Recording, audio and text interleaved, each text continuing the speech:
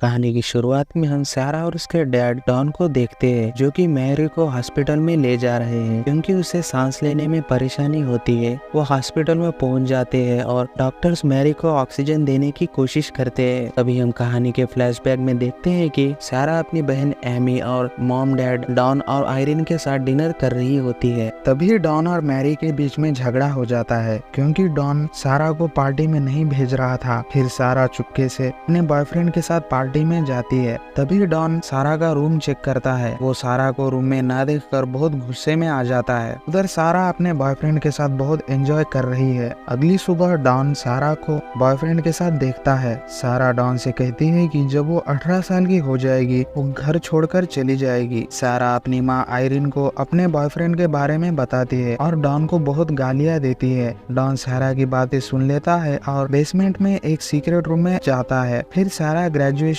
पूरी करती है। आयरिन सारा को बताती है कि डॉन बेसमेंट में ही ज्यादा वक्त बिता रहा है। अगली सुबह डॉन बहुत ही चालाकी से सारा को बेसमेंट में ले जाता है। फिर वो सारा को सीक्रेट रूम में लॉक कर देता है। सारा बहुत डर जाती है और चिल्लाती है। सारा की माँ आयरिन बहुत परेशान हो जाती है। फिर डॉन रात के समय सारा को देखने जाता है। तभी सारा भागने की कोशिश करती है पर डॉन उसे पकड़ लेता है और कहता है कि उसे अब इस रूम में ही रहना होगा। फिर वो सारा का रेप करता है। फिर एक ऑफिसर सारा की फैमिली से पूछताछ करता है। वो कहता है कि सारा घर छोड़कर चली गई होगी। उधर सारा अपने बॉयफ्रेंड क्रिस को याद कर रही होती है। क्रिस सारा से मिलने आता है लेकिन डॉन उसे झूठ बोलता है कि सारा किसी दोस्त के साथ भाग गई है। फिर डॉन सारा के लिए बर्थडे केक और ड्रेस लाता है। सारा डॉन से रूम के बाहर भेजने को कहती है लेकिन वो इनकार करता है और सारा को बहुत पीटता है। करीब 1 साल के बाद सारा प्रेग्नेंट हो जाती है और एक मैरी नाम की बच्ची को जन्म देती है। 4 साल बाद सारा फिर से प्रेग्नेंट हो जाती है। अब डॉन की 2 फैमिली थी, उसकी वाइफ और सारा। वो सारा के साथ ज्यादा वक्त बिताने लगता है। आयरिन सारा को ढूंढने के लिए एक प्राइवेट ऑफिसर को हायर करना चाहती थी लेकिन डॉन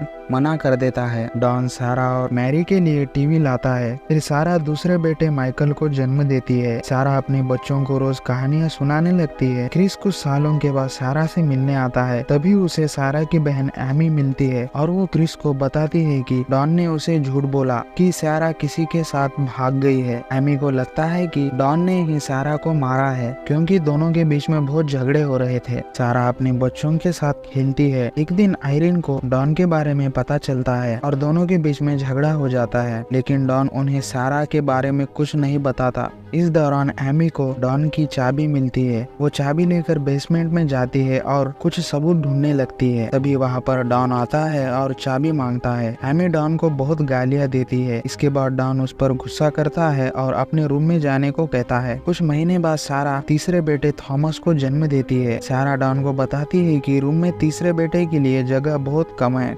इसलिए वो बच्चे को ऊपर के कमरे में ले जाने को कहती है। अगली सुबह डॉन की वाइफ आयरिन को डोर के बाहर सारा की हैंडराइटिंग में एक लेटर मिलता है जिसमें लिखा होता है कि मैं इस बच्चे को नहीं संभाल सकती, आप इसकी परवरिश कीजिए। और आयरिन इस बच्चे को अपना लेती है। अब लगभग सारा को 14 साल हो गए हैं इस सीक्रेट रूम में जिंदगी बिताते हुए। उसके बच्चे भी बहुत बड़े हो गए। मैरी भी बहुत खूबसूरत हो चुकी है। एक दिन डॉन मैरी पर बुरी नजर डालता है। वो मैरी का रेप करना चाह रहा था लेकिन सारा उसे मना करती है। डॉन गुस्से में आकर रूम का फैन बंद कर देता है जिसकी वजह से उन्हें ऑक्सीजन की कमी हो जाती है और सांस लेने में तकलीफ होती है। मैरी सारा को अपने पिता के बारे में पूछती है लेकिन सारा उसे कुछ नहीं बताती। एक दिन आयरिन अपनी बेटी सारा को याद करके बहुत रो रही होती है। वो थॉमस को सारा के बचपन की यादों के बारे में बताती है। एक दिन अचानक सीक्रेट रूम में पानी आने लगता है। तभी सारा ऊपर देखती है और उस सीलिंग के पास बाहर जाने का रास्ता दिखता है और सारा ऊपर टॉर्च मारती है। तभी एक पड़ोसी उस रोशनी को देखता है और डॉन को बताता है। फिर डॉन सारा को बहुत पीटता है जिसकी वजह से सारा का बच्चा पेट में ही मर जाता है और सारा उसी मरे हुए बच्चे को जन्म देती है। डॉन इस बच्चे को गाड़ देता है। एक दिन माइकल डॉन को इस रूम के बाहर निकालने को कहता है लेकिन डॉन मना करता है और पूरा इल्जाम सारा पर डालता है। तभी दोनों बच्चे सारा पर बहुत चिल्लाते हैं। सारा गुस्से में आकर सभी सामान तोड़ने लगती है और बेहोश हो जाती है। सारा बेहोशी में क्रिस उसको याद करती है। बच्चे उस पर ब्लैंकेट ओढ़ते हैं और रूम को साफ करते हैं। सारा उठने के बाद बच्चे उससे माफी मांगते हैं। तभी सारा बच्चों को सब सच बताती है और कहती है कि डॉन ही उसका पिता है। मैरी ये बात सुनकर बेहोश हो जाती है। माइकल घबरा जाता है, लेकिन सारा उसे हिम्मत दिलाती है और कहती है कि वो उनसे बहुत प्यार करती है।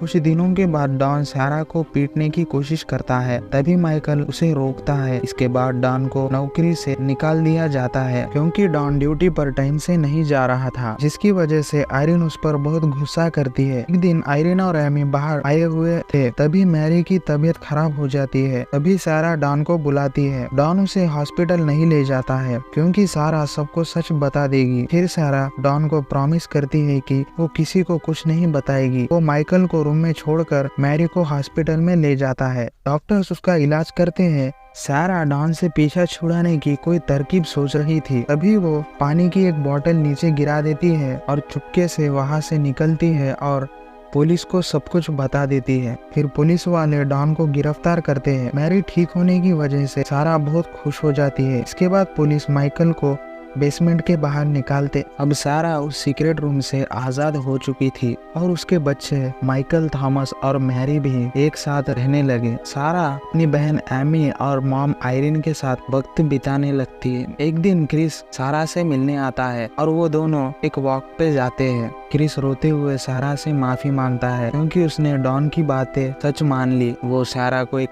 पिंक हेलमेट देता है और वो दोनों बाइक पर घूमने जाते हैं और कहानी यहीं पर खत्म हो जाती है। दोस्तों, अगर आपको ये वीडियो अच्छा लगे तो वीडियो को एक लाइक और चैनल को सब्सक्राइब कर दे।